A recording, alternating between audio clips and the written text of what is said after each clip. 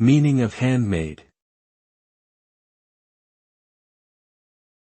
Handmaid. Handmaid. Handmaid. Handmaid.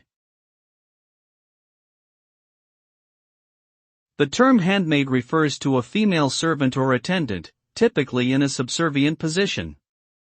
It is commonly used metaphorically to describe someone who is in a subordinate role or who is serving the interests of someone else.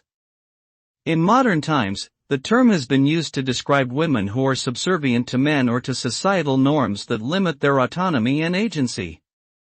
Overall, the term handmaid connotes a position of lower status and power, often associated with gender roles and inequalities.